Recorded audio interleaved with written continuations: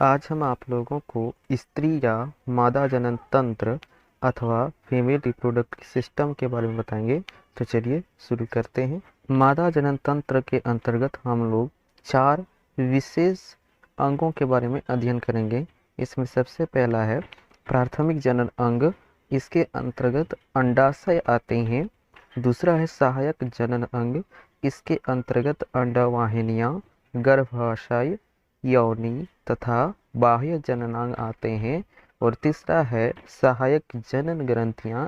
इसके अंतर्गत बार्थोलिन ग्रंथि और चौथा है स्तन ग्रंथि। इसके बारे में अध्ययन करेंगे। तो पूरी जानकारी के लिए ये वीडियो अंत तक देखें। प्राथमिक जनन अंग, तो इसके अंतर अंडाशय। तो मनुष्य में अंडाशय एक जोड़ी पाए जाते हैं, यानी जो मनुष्य है इसमें अंडाशय एक जोड़ी पाए जाते हैं, यानी अंक में 2 पाए जाते हैं। मनुष्य में इसकी लंबाई, यानी मनुष्य में अंडाशय की लंबाई 2 से 4 सेंटीमीटर होता है। दूसरा है सहायक जनन अंग।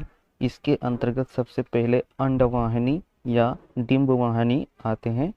तो मानव में अंडवाहिनियां एक जोड़ी पाई जाती है। जो मानव है इसमें अंडवाहिनी एक जोड़ी पाई जाती है, यानी अंक में 2 पाए जाते हैं। ये प्रत्येक अंडाशय से संबंध रखती है और ये प्रत्येक अंडाशय से संबंध रखती है। इसकी लंबाई 10 से 12 सेंटीमीटर होती है। इसका परिवर्धन यानी इसका वृद्धि मुलेरियन नलिका द्वारा होता है। यह 3 भागों में बटी रहती है। सहायक जनन अंग का दूसरा भाग है गर्भाशय अथवा यूटेरस। तो मनुष्य में सिंप्लेक्स प्रकार के गर्भाशय पाए जाते हैं, यानी मनुष्य में सिंपल प्रकार के गर्भाशय पाए जाते हैं। जब 2 गर्भाशय पूर्णतः संयुक्त होकर एक हो जाते हैं तो इसे बच्चादानी कहते हैं। सहायक जनन अंग का तीसरा भाग है योनि अथवा वेजाइना। तो योनि का निर्माण दोनों गर्भाशयों के मिलने से होता है, यानी जब 2 गर्भाशय आपस में मिल जाते हैं तो योनि का निर्माण होता है। यह मूत्राशय के नीचे एक छोटी रचना होती है।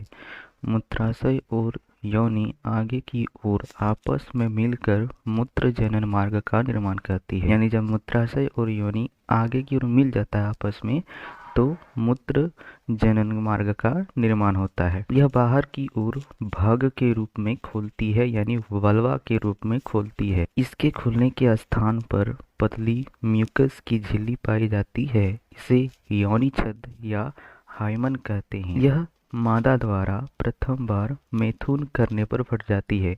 जब प्रथम बार यानी पहले मैथुन क्रिया करती है तो उसका योनि छद्म यानी हाइमन फट जाती है। इस क्रिया को वीर्य सेचन अथवा इंसेमिनेशन कहते हैं। सहायक जनन अंग के अंतर्गत तीसरा है बाह्य जननांग अथवा एक्सटर्नल जेनिटल ऑर्गन। इसमें सबसे पहला भाग है क्लाइटोरिस या भग शिश्न।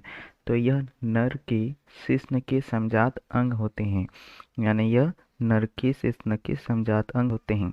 समजात अंग उसे कहते हैं जो आकार में अलग अलग होता है लेकिन उसका कार्य एक ही जैसा होता है, यानी बराबर बराबर होता है। यह मादा में अवशेष के रूप में पाई जाती है, भग के अगले छोर पर पाई जाती है। यह मैथुन के समय मादा में उत्तेजना पैदा करती है, यानी जब मादा मैथुन क्रिया करती है तब क्लाइटोरिस उत्तेजित हो जाती है। इसका दूसरा भाग है लेबिया मेजुरा।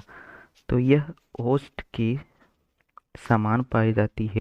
ओस्ट का अर्थ होता है हॉट, जो भाग के बाहर की ओर पाई जाती है। इसके बाह्य सतह पर रोम पाए जाते हैं, यानी इसके बाह्य सतह पर बाल पाए जाते हैं, परंतु आंतरिक सतह पर रोम नहीं पाए जाते हैं, यानी अंदर की ओर बाल नहीं पाए जाते हैं। इसके ठीक अंदर की ओर 2 छोटे छोटे ओष्ठ पाए जाते हैं, जैसा कि आप चित्र में देख रहे हैं, जो लेबिया माइनेरा कहलाती है। यह नर के वृषण के समजात अंग होते हैं। ये सभी भाग के चारों ओर पाई जाती है। तीसरा भाग है सहायक जनन ग्रंथियां, यानी एक्सेसियोरी ग्लैंड्स। तो सहायक जनन ग्रंथि एक होते हैं। इसमें है बार्थोलिन ग्रंथि। तो मानव में ये जोड़ी पाई जाती है जो चिपचिपे क्षारीय द्रव का स्रावन करती है, यानी क्षारीय द्रव को स्रावित करती है। चौथा है स्तन ग्रंथियां यानी मेमरी ग्लैंड्स। मादा के वक्ष पर एक जोड़ी स्तन पाए जाते हैं। वक्ष का अर्थ होता है छाती। तो इसका निर्माण अनेक स्तन ग्रंथियों के संयोजन से होता है।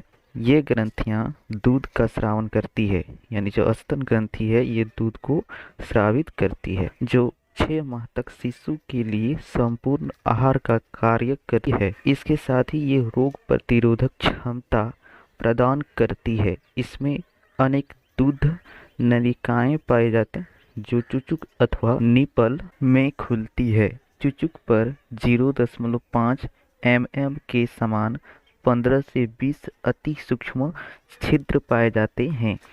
इसी छिद्र से दूध का स्रावन होता है। पुरुषों में यह अवशेषी अंग के रूप में होती है, यानी पुरुषों में स्तन ग्रंथियां अवशेषी के रूप में पाई जाती है। माँ के दूध में शिशु के लिए संपूर्ण आहार का कार्य करती है। इसमें लैक्टोज, केसीन, लाइसोजाइम, विटामिन व अनेक प्रतिरक्षी पाए जाते हैं। प्रतिरक्षी का अर्थ होता है रोगों से लड़ने की क्षमता। आज के लिए यहीं तक। जय हिंद।